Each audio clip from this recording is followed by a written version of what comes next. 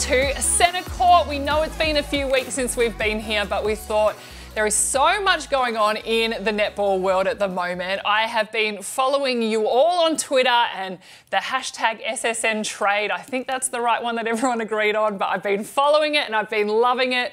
And all the clubs have really stepped up with, one, how they're announcing their players, but two, how all the little hints that clubs are putting out, or even hints that our netball Twitter family are finding out and putting out. And it's just absolutely been very entertaining, especially for all of us in lockdown.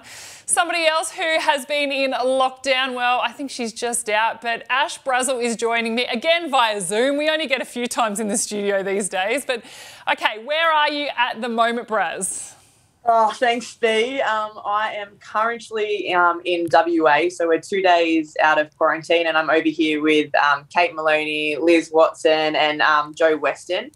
I spent the whole time in hotel quarantine. We got an exemption for the last 3-4 days where we were able to train together. But besides that, lots of Zoom videos that I thought I would never do. So, yeah, not a fan of training in a hotel room, B, I can tell you that. Well, I've been loving your online workouts. I mean, it's all that you can do while you're stuck there. But so how many days? Did you have to do the 14 days before you've got a couple of days grace? Yeah, 14 days. And obviously, like, Netball Australia, they got the four of us out as quick as possible, knowing that Victoria's cases started going up and WA classified Victoria as a hotspot, so you could no longer fly back into WA. So we got out pretty quickly, knowing that we'd have to do the isolation, and then yeah, we're now here, and the rest of the team are in Queensland, so still waiting to hear what we're doing. It's a bit weird, but personally for me, having Brooke's family in WA, it's quite nice being stuck over here. I'm sure it is, and we'll get to more about what's going on with the Aussie Diamonds, because it's now time to get to the agenda, all thanks to TAC. Make safety features a priority in your next car. Visit howsafeisyourcar.com.au. So for me, Braz, I think it's so important to talk about all the trades. But firstly, can you clarify for me how long does this trade window go for? So we know it started on the 13th of September. When's it all finish? I'm pretty sure it's all done on the 8th of October. I stopped looking, B, because our team's done. It's done and dusted, so I'm pretty happy. I'm not nervous or anything. I know my list. But what I've been loving is, just like you said before, is just the Twitter talk. What blows me away is people on Twitter know before us who's signing. So I'm trying to figure out how does this get leaked, or how are they finding out, but absolutely loving it. The 8th of October, it's just around the corner. So we've already seen a couple of teams looking like they're almost at the closing door. They're almost finished with their list. So I can't wait for the next week or so. Now, before we get to the teams and throw around what we think is going to happen, all care, no responsibility with whatever we throw out there today as well. Now, I want to ask you, because, you know, as a former player, I know how stressful this time can be, and you're in the fortunate position where you've signed, you know what's happening, you know, you're locked in, your whole team's locked in. How tricky is it for players potentially who aren't your typical, you know, number 1, 2, 3 players in a team, and are still trying to figure out how and where they're going, and if they have to move interstate? And a lot of teams, it's like a jigsaw puzzle. It takes a while to put it all together, and sometimes you might be one of those players that's waiting for a team to know whether they need you or not, and that can be really hard, can't it? Yeah, really tricky. And I think it's not just the players that are waiting for a contract.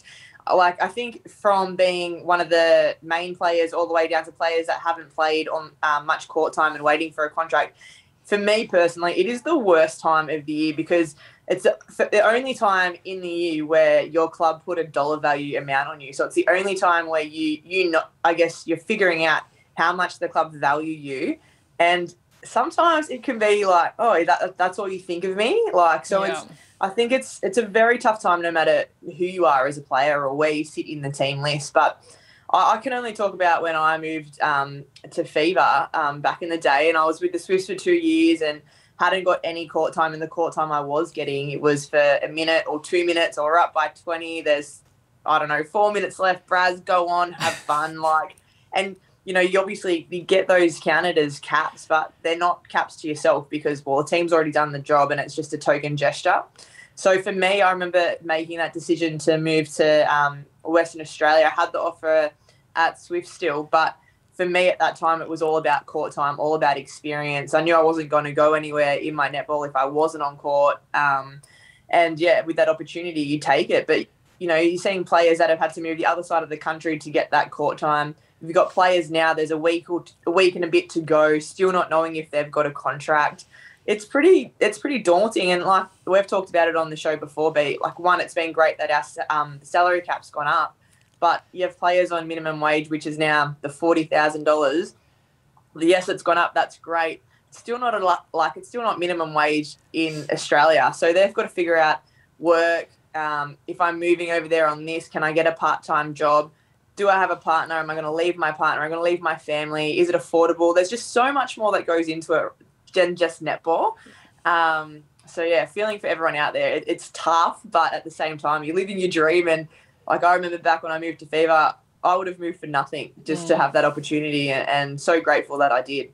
Don't tell them that. Never tell the club that. I'm pretty sure I moved for nothing there, so they already know that. Well, it all worked out in the end. And also, I guess you've always got those players as well who, you know, you can have all the conversations you like with other clubs, and unless they actually put a contract in front of you to sign, it can all just be talk and might not mean much at the very end. So a lot of players, hopefully it's not happening too much, but a lot of players are going to be hanging on to some conversations that they have, but might not be actually anything that's leading anywhere, or, you know, they could be like the last piece of the puzzle and that maybe somebody else might sign before them. So it is a really hard time for players, but one thing and one club that has certainly surprised everybody was when the Magpies came out and went, bang, we'll show you our whole team straight up. We'll announce our 2 new recruits for the season, and let's take a look at your squad. So surprise, surprise. It was a massive surprise to me, to be honest, that Sophie Garvin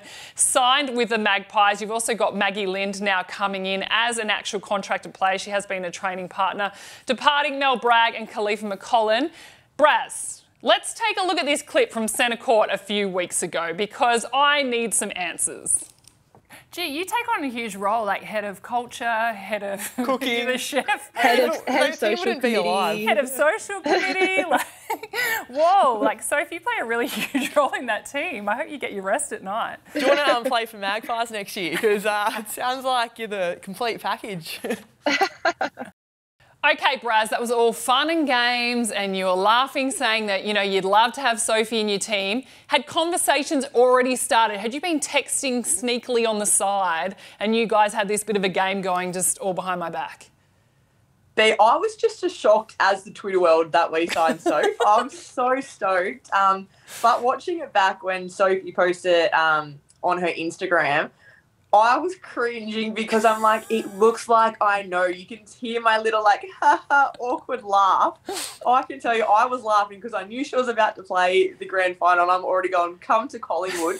Also didn't know if anyone would want her at Collingwood, but what I'm excited about getting Sophie is not just her on-court performance. And I know everyone's saying, well, she's a goal shooter, how she's going to play. Like, Sophie, I think will be a great goal attack. We'll also put the pressure on Shimona that she can swing back to goal shooter, and Shimona hasn't had that in 3 years. So exciting that we've now got another shooter. But I reckon she's got the capability to run out in goal attack. But what excites me the most is how she is as a person. I hope she doesn't change it, and I know she won't because I know her. I think she's brilliant. But what she brings off court for culturally, I think will just be so big for our team. And yeah, I just can't wait to get her in. She's just a legend of a person. And also Nicole Richardson, so she's been in quarantine with you as an assistant coach with the Diamonds. So she's been doing all the recruiting from sitting in her hotel room as well. Have you been helping her on the side? Well, I wish she would talk to me and confide in me, but got nothing. And I think it was probably a good thing that we were at the time in hotel quarantine because we weren't allowed to leave our room. So I can imagine this whole time Nick's just been on the phone talking to players, and sounds pretty stressful, but I think we've pulled off, 2 good players and someone that I don't think anyone saw coming. So, which is also massive for Soph as well. Like we all know that she needs to get more court time. She wants to play for Australia. She is capable to play for Australia. She just needs to get more experience, more court time.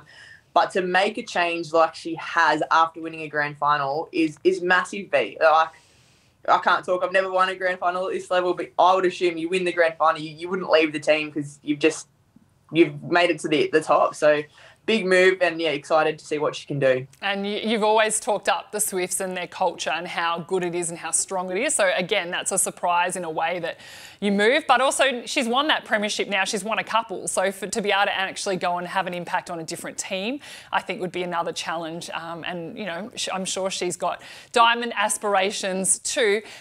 Also important, I would imagine, that majority of your team have signed for 2 years. So it's not just a 1 year. It's now, you know, that you've got this team for 2 years? Yeah, I think it's like 3 players that have signed for 1. So, yeah, the bulk of the group have signed for 2, which is massive. And I know as a player, you always like to sign more than 1 year because, like I said before, it's such a stressful time talking contracts. So to have a year off, not having to worry about the contracts and have a team and a coach like Richo's also signed for the 2 years. So have a team that is aligned with the same time as Richo. I think that's one thing that Collingwood haven't had in the 5 years we've been a part of this league is we're constantly making changes. Like the fact that we've been alive for 5 years and I'm the only athlete from year 1 is pretty crazy. We've had 3 head coaches, so many player turnovers. The fact that we can keep this group together, I feel like we finished the season strong. So hopefully we can build off that with our 2 new players. One team that hasn't made a huge amount of change, especially to their starting 7, is our 2021 premiers in the New South Wales Swifts. Let's take a look at their signings so far. So they have signed 8 players. They've got 2 spots left. Tegan O'Shannessy coming across from the Giants, but pretty much they've managed to lock in their starting 7. And then we see, no surprises, Sophie Garbin's leaving. Nat Haythornthwaite has gone back to the UK playing for Manchester.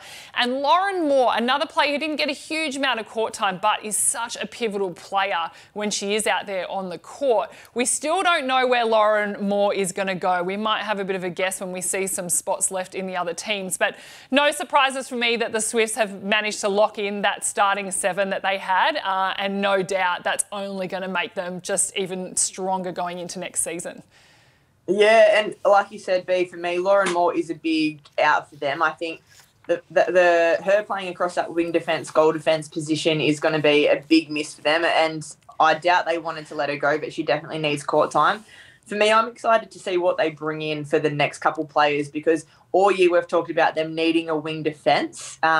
Obviously, Taylor Fraser owned that position. She was brilliant, but would still love to see her in that wing attack role. I think she's a jet at wing attack. Yeah, so for me, it's who they bring into that last mid-court player. Are they going to go attacking or are they going to go defensive? For me, they need to pick a wing defence who they can really hammer in that position just to free up Taylor and she can go across the 3 positions. And I think too, for their remaining 2 spots, you can afford to go with youth. You can afford to give a young player an opportunity because you have such strength already in that team. Let's now have a look at the Vixens. They were the first ones to make an announcement of their squad. Now, the Vixens has been a lot of talk about. So we see Rani Samuson after her incredible debut game against the Firebirds. We knew she couldn't play a lot in season 2021 because of the way the contracts were set up. But she's there now. She's got herself a contract, and that's, I think, a huge signing for the Vixens because they would have been very worried. I reckon there would have been a lot of teams chasing Rani's signature. No surprises to me that Kate Maloney, Liz Watson, Emily Mannix, Jo Weston, and even Hannah Mundy are back. Kaylee Stanton has said that she is departing the club and didn't get a contract this year. So the Vixens, they have 4 spots left. We're hearing all these rumours. All of our Twitter friends are throwing out all the rumours around what goalers are going to be signing. We haven't seen Michael Wender sign yet. We're hearing Tipper Dwan. We're hearing Kira Austin. What are you hearing? Like, you're closer to the girls. What are you hearing, Braz? Well, I've been in your Vixens girls' ears, Bianca, and they're giving me absolutely nothing. But no, I reckon you'd be silly if MJ didn't sign. She'll definitely be there next year. I'm assuming the next person that's going to sign also would be Kate Eddy. She's been brilliant for the Vixens. And yeah, you're seeing all over Twitter, Kira Austin. it's going to be a very big get, but I think they've got her because everyone on Twitter is telling me. But what I love, the spies on Twitter, they've even noticed that Kira Austin is starting to like VIXENS posts. Oh, no way. They're all over it, and I just think it's a done deal. I'm waiting for it to be announced. It has to happen. And my question, though, if Kira Austin, so when she did her ACL, do you need 12 months? Because the season will start assumingly earlier next season. Am I right with that? Will it start about mid-March because of Com Games? Is that confirmed? We're assuming it will be earlier. So, yeah, I would assume it starts mid-March, early April. But so for a player like Kira Austin, who did her ACL in like round 1 or 2 this season, which was, May, will she have enough time to get back? I think so. I think she's doing really well with her rehab. You normally give these things 12 months, but you see players back in 9 months. Kira's a young player, so I'd actually be giving her the whole 12 months. You've also got Liz Watson coming off an injury. So, yeah, you got 2 players pretty new back to the court. So, yeah, do you risk that? I still think you do. I think Liz is going to be fine. Will be exciting to see her back on court. Kira Austin, I think she'll be good. And she misses 3 games in 14 rounds. For me, you do it. And I know that we've got Rani. I know Rani's been a great player, but if you can secure Kira Austin, she made the Diamond Squad, Bianca, with an ACL injury this year. She's a gun player. She's a jet. She's young, but I think, VIXENS, I think she's with VIXENS. Ooh, from the Twitter feed. I wonder if, and I'm also, when you watch all the signings, and especially that way VIXENS have been doing it, you're like, are they going to save their big name that we're hearing is coming to the very end? Do you leave her as the last player that you're going to announce? Or what do you do? We know they've still got a spot for a defender as well. One team that I'm concerned about, Brazzy, is Sunshine Coast Lightning, because when we take a look at their squad, they've only named 2 players so far. I mean, 2 important players, especially Cara Conan. They would have been very, very happy to lock her in. But we see Binion Hunt, she's gone over to New Zealand. Pumza Marwini and Peace Proskovia announced they weren't returning to Lightning. Maddie McAuliffe has retired, which surprised me. I could not believe it. I thought she has been in brilliant form, but she's also a very intelligent person off the court and has more in her world than netball. So I totally understand that had to take priority at some stage. What do you think is happening to Lightning? Who is going to go there? What big signings are we going to hear? I've got no idea, Bianca. I love that you keep asking me the same question, and I've got no idea. But what is interesting, I love that we're talking about Lightning after we're talking about VIXENS, because Katie Ann Haney has not signed with the VIXENS. So for me, I think she's another player that goes on and off the court with Emily Manick. So for me, I think she might be going to Lightning, but you just don't know. So I think she'd be a good get. We've just seen with the Firebirds that Tara Hinchcliffe has said no to the Firebirds and she'll be going somewhere else. Also another player with a knee injury. I also think you could put her in Lightning. Her sister's there. I'm not sure if her family's from up in Sunny Coast, but yeah, we'll get to them. But I never thought I'd see her leave the Firebirds. But they're 2 players defensively who you could probably see going to Lightning. And, yeah, good point with Tara Hinchcliffe too, because we know her sister was also part of the Lightning squad, so potentially she will be signing with the Lightning, even though we know she's still going through her ACL rehab. Another, I think, what makes me think with Lightning is that Kylie Byrne obviously is the Australian under-21 coach. She's around a lot of the youth of our country, and I feel like she's the type of coach that would love to gather as many of those young players that she knows and build them and work with them and have them as part of a team over a longer period of time. Lightning have been able to have sustained success before, and I can just get that feeling that even if it's someone like a Tipper Dwan, maybe she'll go there as well. Like, it could be that she is building this younger team rather than having in any, older imports. Yeah, and you have the likes of Sam Gooden, who's just come out saying that Adelaide have said no to her and she'd be looking for a club as well. So you could be right, B. I think it could be a young group. They've won so many premierships. They're a team that's had success, but there's a point where you need to rebuild and start again because success can't be sustained when your group's just getting older and older. And you'd want to be building young now when you've got the likes of Laura Sheridan still, you've got Cara Conan, you've got experienced players around. You'd want to be building now before like a Shez does walk away from the game. Okay, well, I'm going to go straight to Adelaide Thunderbirds now because I think this is another important team. I feel like Lightning and Thunderbirds in a very similar position, and they've signed 3 of their players and 3 important players who are part of their starting 7. Georgie Horgis, Maisie Nankerville and Matilda Garrett have all signed. However, we know Shadeen has said I don't believe she's got a contract with the Thunderbirds. Sam Gooden does not have a contract with the Thunderbirds. Really slow in naming some of their big names. We know Shamira Sterling, you know, she's been rock solid in defence and they have needed Shamira down there in their defensive end. Is she going to stay? Do you get the feeling that she's going to stay? And Potgieter, will she stay? I feel like Adelaide Thunderbirds are probably a team that potentially it's harder to get players to go to Adelaide to play for them. Yeah, Shamira Sterling, for me, is the one that you want to watch. This is a player you do not want to lose. She gets 9 intercepts a game. Like, she's an unbelievable player, but a player that could really just say, guys, I'm free, and anyone would pick her up. You'd be mad if you didn't pick her up. So she's someone who I think we could potentially see walking away from Adelaide. I've heard rumours that she might be going to Firebirds.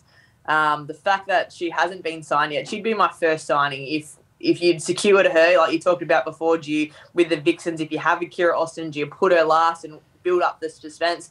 No, when it's Sterling, put it out there.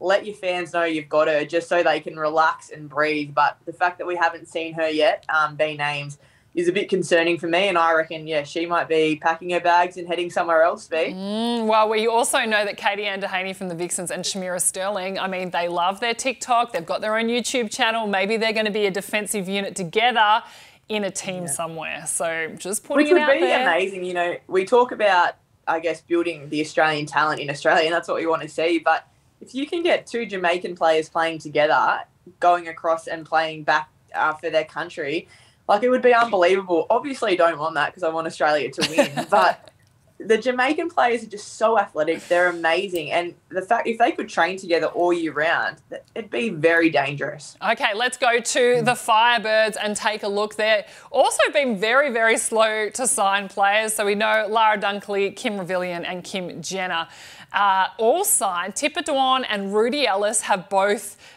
not staying, and we've also know Tara Hinchcliffe as well. All interesting. So Tipper Dwan, I'm surprised. I thought that they would have locked her in, but it sounds like Tipper Dwan is wanting to go elsewhere, whether it's maybe that is to Melbourne Vixens, maybe that is to an Adelaide Thunderbirds, even a Fever. We haven't heard much from Fever, which we'll get to their team at the moment as well.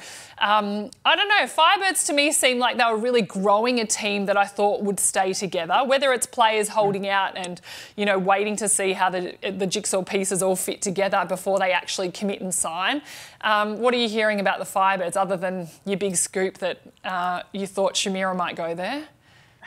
Well, I don't know about the Firebirds. I think, forgot about Tipper Dwan. I reckon she's Adelaide. And I'm only saying Adelaide because I would have said Vixens. You know, you see Tipper Dwan, you see Ravi, you see Rudy Ellis, you see them all at the Bulldogs games, Bianca. So I feel like there might be a few relationships going on there. So you would assume that both of those players in Rudy and Tipper would want to come to Melbourne because of that. But I'm saying Adelaide just because I really do believe Kira is going to Vixen. So I would say that Tipper would be going to Adelaide to get more court time. Adelaide is closer to Victoria. But, yeah, the big questions you want to ask because you want to get court time. Like, it's such a big thing. And when you look at Romelda and Gretel and they're in front of you, that's such a strong combination. And you're thinking, how long will they be playing for? Gretel's going nowhere. Gretel's a gun. And you want her in the goal attack position. You don't want her in the shooter position. So any young goal attack, if they can get experience elsewhere, you're going to take it. And, I mean, I think we've just really uncovered it. If we're saying Katie Ann Dehaney is leaving, then maybe Rudy Ellis is going back to the Vixens. Maybe that is just the straight swap that happens. Maybe. Is it that simple? Or maybe she's going elsewhere. There's a fair few defensive positions available. We've talked about Lightning. We've talked about Vixens. Fever have openings as well. Well, we don't know if they're openings, but they haven't named anyone else. So there's a lot going on. There is a lot going on. Well, let's get to Fever when you mention them now. All we've heard from Fever, they've been very quiet other than Fowler, Charles and Bruce. 3 names who I would assume would stay at that club, have been part of the club for a long time. I was hoping someone was going to go in and offer Janelle Fowler like ridiculous money that she would actually move and go somewhere else just to see a different dynamic, but she's stuck with the team that have really looked after and supported her for so long. But we're hearing nothing else out of Fever. We know they've got a brand new coach in Dan Ryan. He apparently has been working alongside Stacey Marinkovic over the last few weeks, months even, once they signed him as a coach. It was all kind of behind the scenes, but there's been quite a transition period, so no doubt Dan Ryan has been on the front foot in recruiting. Will they bring over some English players to Fever that he's been working with over there? I want to know what's happening. Fever just seems so quiet, and I mean, even their announcements are just like, yep, here's our team, no riddles, no games, just here we are. I want more from Fever. I want to know what's going on. Yeah, don't we all be? We all want to know what's going on over West, but maybe they were just too caught up in getting their coach that they forgot about their players. I don't know, but we heard rumours, and I don't know if anyone heard rumours like this, but I heard rumours that Courtney wasn't happy, Vez wasn't happy, and then Fever have silenced that instantly and dropped them pretty early. So obviously they're very happy to stay. So I don't know where those rumours came out from, but I think they're also playing a smart game. I don't know, I'm just thinking from a media background. Everyone's different. I know us with Collingwood, they just wanted to drop it, get it done, and now we can just start thinking about the season. Fever, however, it's a great opportunity to do it slow and then talk about players and actually get to know the personality. So if you're dropping it slow, this is what I thought Fever would have done. We would have seen more about the player that they're dropping, but all we're seeing is player cards. So I would like to know the players a little bit more every time they drop it if we're going to be waiting 3 or 4 days after every single signing to see who's next. Maybe they're just a bit gun-shy on the old socials, West Coast Fever, but I know Dan Ryan quite well, and I feel like he has a very strategic plan. But actually that brings up a point before we get to the Giants. When we talk about signing a new coach, having a new coach, you've had a lot of changes in coaches at the Magpies. How much does that play into your decision to sign with a club if you haven't been coached by that particular coach before? Do you wait a little bit longer? Do you want to know more about what the coach's expectations of you are and vice versa? And, you know, is that a hard kind of time to deal with as well when you're not quite sure what you're signing up to? Oh, it's massive. Well, it's massive for me anyway. I know when I decided to move to Collingwood and I was speaking to a couple clubs, my biggest thing was actually not talking to the high-performance manager that, you know, talks contract with you. I just wanted to talk to the coach. I wanted to know, what do they think about my game? How can I get better? And really, why do you want me in the team? And I know a lot of coaches will probably make you think you're the best player and that's why they want you, but you want more than that. You want to know, I know for me, I've always said the day I stop learning is the day I retire. So I wanted to know what that coach can bring to my game. So it's a big decision knowing who the coach is because, yeah, it changed your game. You know, I know for me, Rob Bright, he's a very much like a one-on-one defensive coach where you've got a Richo who is more a zone, which my game's more one-on-one than zone. So I've had to learn a very different game under Richo. So, yeah, it is interesting. But, yeah, it'll be. I was shocked that Dan got the appointment. I've never thought Dan Ryan would coach Fever. So exciting to see what Fever actually do. But I reckon he'll probably bring someone over from England. I don't know. What do you think, B? Yeah, I do think, Danelle Wellham as well, I know is floating in the wings as well. She's back in Australia, played with Dan over in the UK. I don't know if it'd be a smart move for her to join Fever with Fowler there, but potentially she could be another recruit that could be going to the likes of an Adelaide Thunderbirds or even maybe the VIXENS. Maybe that's who the VIXENS are signing. Or one of the Queensland teams, Sunshine Coast Lightning. Oh my gosh, there's so many different options. One team we haven't covered though, Braz, is the Giants. So let's take a look at who they've signed so far. Sophie Dwyer, I know there was huge relief on the socials that Dwyer is staying with the Giants. That is a huge signing, I think. They're pretty much Jamie Lee Price, April Branley has committed for a couple of years, which was great to see. And Matilda McDonald, who we saw play quite a bit this season, in bits and pieces anyway. And I think she has got a lot to offer. So I think that is a great signing by the Giants. Departing, they do have a few players that are going. Christiana Manua, we know, is going over to New Zealand. Sam Pullman, that was a shock retirement for me. I was not expecting that. But Giants need to hurry up and make some more signings, because I feel like the rumours just keep swirling because we're not hearing much more from them. Yeah, and you're right, B. Sam Pullman was big for me. I was not expecting it, especially after the game against Val. I think she was unbelievable. But yeah, who are they going to sign? I reckon they've already signed their team. I reckon we're just seeing a slow release. Jo Harton, surely she's signed. She's their captain. She's their 2-point specialist. She conducts the whole attack end. I reckon we'll be seeing her name drop soon. They still need another shooter. Maybe Tipper is going there as well. Tipper's going everywhere. Well, she's a brilliant player. I wouldn't mind having Tipper in a team. I think she's a great player. We just haven't seen a lot of her. And you got her, not this season, just gone, her last season. She was unbelievable, and just shows you what young talent can do if they just get that exposure. So hopefully she can get somewhere where she can secure a starting 7 spot. Amy Parmenter, surely she's staying there. Oh, 100%. And Amy Parmenter, you'd be signing her instantly. If they haven't signed her, they're crazy. But also, a lot of these, like the Diamonds girls, they're all in Queensland still. So I think that's pretty tough when you've got your whole most of your team still in Queensland waiting for the Diamonds camp. You've got Jo Harton, who's up in the Northern Territory, hoping that her English Roses girls can come over. So it's hard enough trying to do your contracts when everyone's in the same state, let alone in other states with each other. So you're trying to do contract talks, but everyone's in the same room. You've got to go out, pretend you're getting a coffee to say yes or no. It does. This COVID world is proving that it's not just hard to get the season done, but it's hard getting players to sign because everyone's still in hotel quarantine with each other. Yeah, you're right, actually. And you can imagine, especially for the English and New Zealand players at the moment, while they're going through a test series, as much as you want to organise what you're doing the following year, you also want to be able to concentrate right then and there on playing for your country. And, maybe someone like a Jo Harton has just said, yep, I 100% am going to play for the Giants next year, but just let's leave my contract negotiations to the end. That could be something definitely that is going on behind the scenes. A big shout out to Netball Scoop and Netball Post and all the social teams that are putting together all of the updates for us all. I appreciate it because it helps me keep a track of what's going on, but I also appreciate all the absolute rumours, whether they're rumours, gossip, whatever they might be. It's actually very entertaining to keep track of. Braz, that was the agenda, all thanks to TAC. How safe is your car?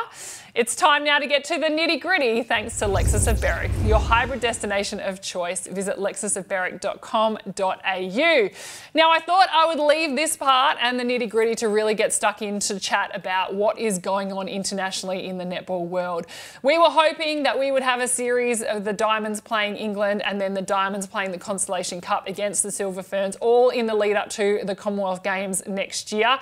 And we also knew that the English Roses were over quarantining in New Zealand in the hope of being able to play against the Silver Ferns. And I must admit, I thoroughly enjoyed being able to watch netball again and being able to tune in. It took me a while to work out the link, but once I got there yesterday, be able to tune in to watch the Roses and the Silver Ferns. The Silver Ferns ended up winning by 6 in a game which, we'll get to the Diamonds in a minute, but in a game which was a bit all over the shop, really, and some new faces for both teams. It was an interesting game to watch, Braz, for a first hit out. Oh, it was great. And I think watching it, you could tell that these girls have been in hotel quarantine. And I think me following and knowing Jiva and then knowing a few of the English girls and watching their Instagram and seeing what they were doing, for 2 weeks, they could not train. So all they could do was just go for their half an hour walk around like their little garden and just walk and hang out and have a coffee. The rest of it was training in their room, which is crazy as an elite athlete because you're losing muscle. All it takes is 2 weeks to drop muscle. So your strength's gone, your muscles are seized up, your tendons aren't as loose. So that there's so much chance of injuries. I know Jiva could have easily just flown to New Zealand, but she had to go by Singapore to get to New Zealand, so back 9 hours to go then another crazy hours. It could have just been a 3-hour flight.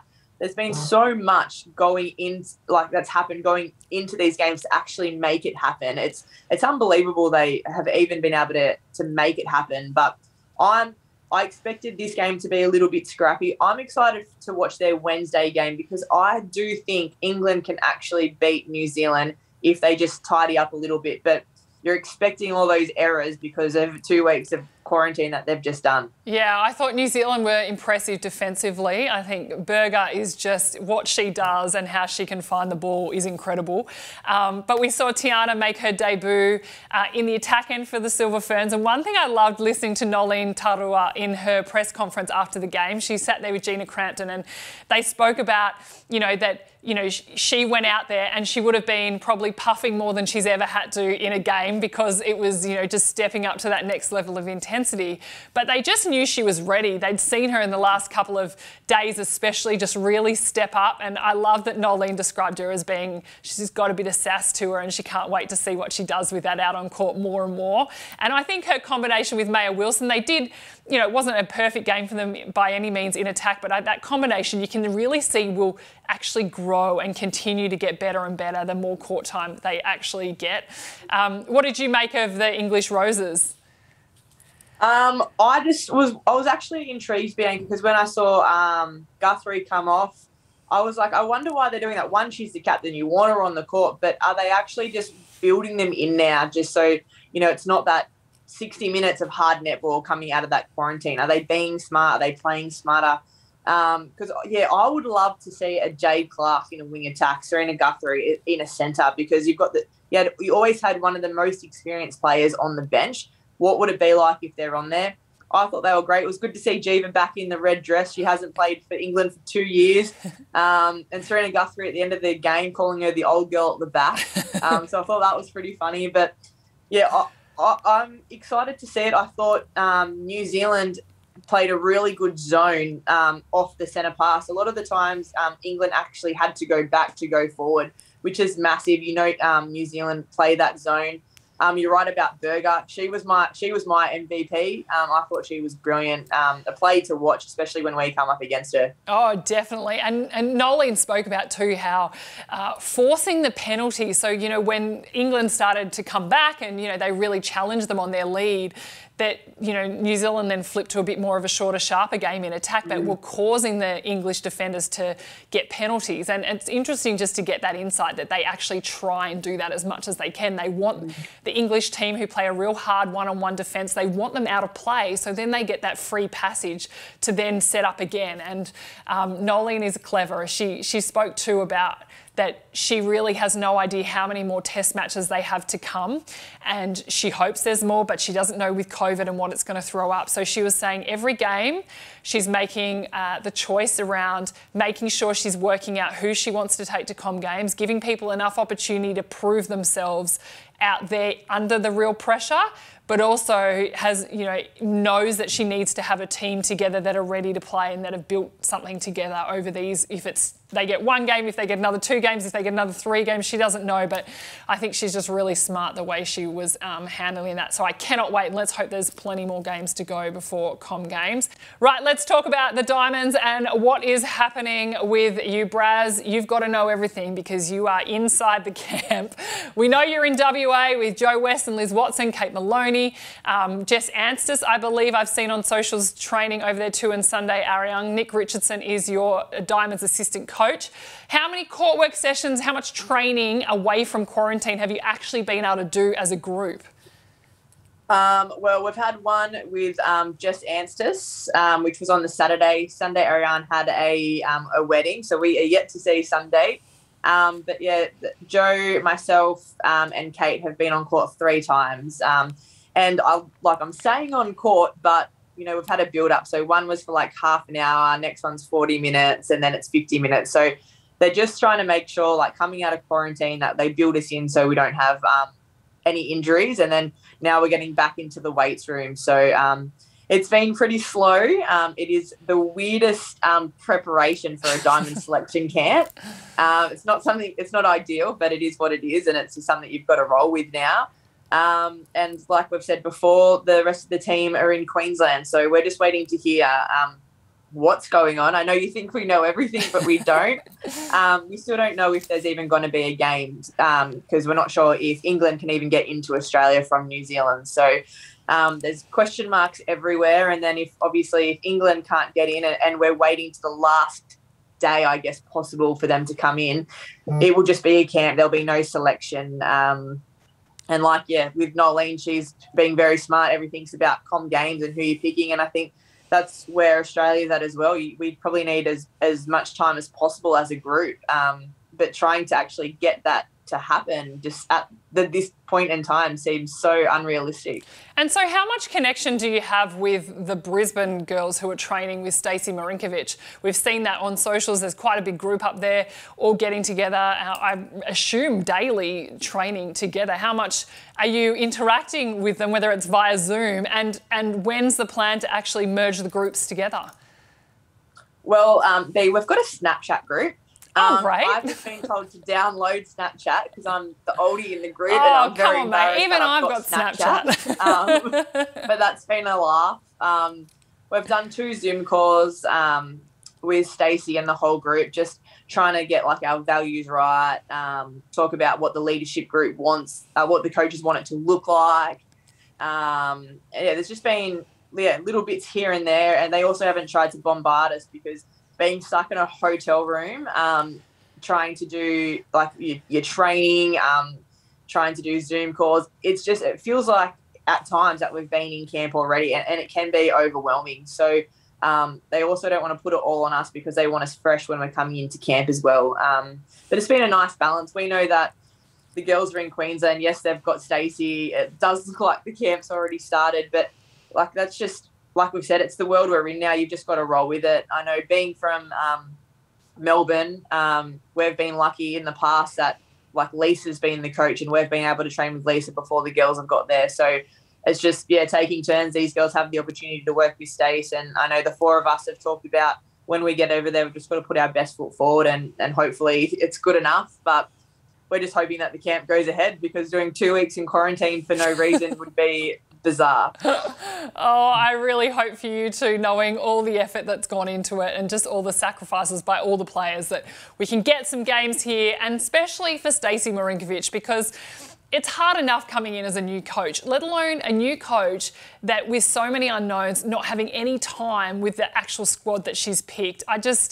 It's making preparation so tough, but I know that you can all deal with it, and that kind of resilience that you'll build from just getting on with it will probably be very helpful in the end. So let's hope that all happens. That was the nitty-gritty, all thanks to Lexa. So Berrick, it's now time. Throw to you, Braz. What have you got for me for Brazilian this week? Well, my Brazilian B, I know we've talked about it, but this is going to the Twitter people because I have absolutely loved being on Twitter. I've never been on my phone this much in my life, but it's not just the clubs. I know we've seen the Swifts putting out, they've got gifts, are you entertained? We've got so we've had Lightning even having a sign saying, can someone tell the social media group that, there is signings going on, please announce it. So they're even taking the mickey out of themselves, which I love. But the fact that we've had everyone on Twitter commenting, they're putting their guesses out, and most of them are right, which is bizarre. I'm loving it. The players are getting behind it. We're enjoying watching it from hotel quarantine. It's been the most entertaining picks, trade period that we've ever seen. We've talked about it in every show, let's get a trade happening. It's just showing that we can make it more exciting than we've ever had before, and we're seeing it now. And it's got a lot to do with everyone out there on Twitter, so it's not just the clubs. So well done, absolutely loving it. And if it's like this year, I cannot wait to see what it's like next year. That's right. It's going to only keep growing and growing. And I think that conversation on Twitter, we've said it before, the more and more noise that happens on social media for our sport, the more interest the media takes in it, the more articles that are being written. And I know News Limited are part of Foxtel, and that's where Netball will be at home next year. But how much more coverage are we seeing in their papers talking about it and saying, writing every article about every different move that's being made, every signing that's happening, and we need to continue just to keep making that noise as much as we can about netball on social media so people stand up and do listen. So great work to everybody out there. And Braz, we have spoken far more than we probably thought we were going to this episode, but there is always so much to talk about. I've missed being able to just banter with you about it. But this is our last episode of Centre Court for this year anyway. We don't know what we're going to do with the diamond stuff just yet. We'll wait and see if the games can get up first. But hopefully, Braz, I'll be talking about you because you'll be in that team and I won't be having you next to me talking about the games. We'll see what happens there. But everyone, just want to say a big shout out to the crew that help us put the show together every week. Of course, our Netball social family who keep us in the loop of so much that's going on. But also to you, Braz, thank you for always being available in this ridiculous world where you've been here, there and everywhere at any time. You're always making sure that you can do the show, and I just absolutely love doing it with you. Thanks, V. I've absolutely loved it. I'm sorry that I'm always on a computer screen. It's definitely been weird, but loved it. And yeah, thanks for the sponsors that keep this show going because I'm a self-confessed netball geek, so I'm loving this show. Keep up the conversation on the socials because we will be watching, as are the rest of the players. So thank you for watching Centre Court this season. A big thanks to TAC and Lexus of Berwick. Make safety features priority in your next car. Visit howsafeisyourcar.com.au.